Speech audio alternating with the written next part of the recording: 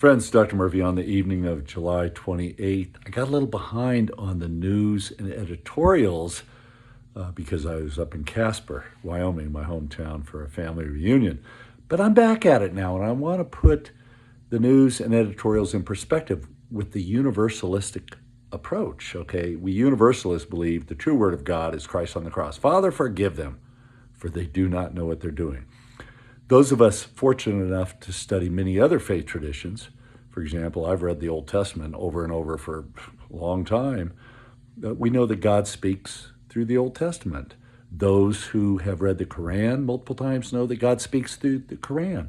And it's the same with the sacred scriptures of Hindus, Buddhists, you name it. God speaks through a lot of faith traditions, all right? But back to, they do not know what they're doing, all right? So whenever you hear phrases like life is complex, life is messy, everything's broken, everything's crazy, that's kind of what Christ was saying. All these smart people on the world, no, we really do not know how we hurt each other, heart and soul. We don't know what we're doing. Evidence, okay? Wall Street Journal, Saturday. Can Trump beat Harris with common sense? The former president's fandom intensifies as the left gets crazier. His opponent is now a West Coast progressive. Ideology in medical schools threatens everyone's health. Really? Urged on by a Colorado professor, students rallied to defeat a resolution aimed at protecting girls' rights.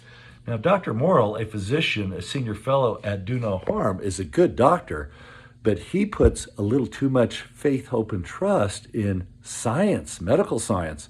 All sciences are flawed. Just as Attorney General Phil Weiser in Colorado put a little too much faith, hope, and trust in this pseudoscience of psychiatry, gaslit me to Mars. I'm now back on Earth, folks, and I'll be running against him for governor to expose this craziness. Anyway, moving on. J.D. Vance's basket of deplorables. Where'd we hear that term? Wasn't that with Hillary Clinton? Yeah, but now J.D. Vance, Trump's running mate, is on the defensive over his views about the childless. He should be on the defensive. Have you read what J.D. Vance has been saying about women who opt not to have children or can't have children? It's crazy. Fast food economics in La La Land. Gavin Newsom keeps denying evidence that his policy hurts workers. Justice Kagan's ethics inversion, having lower judges investigate the justices, is not a good idea. The Kamala Harris surprise. Oh, imagine that. Peggy Noonan is now joyful that someone might beat Donald Trump. I had long thought she couldn't beat Donald Trump. That's wrong. In a 50-50 country, she can. Hollywood shifts as woke bombs at the box office. Twisters becomes a hit without climate change preaching or being a message-oriented film. Finally, Joe Biden is no hero of democracy. The debacle of the last month shows that an establishment insider can do a lot of damage too. Hello, Mr. Jenkins. Come on, you've been studying politics forever. Many insiders do damage. Again, all these smart people thinking they have the answers, but they really don't.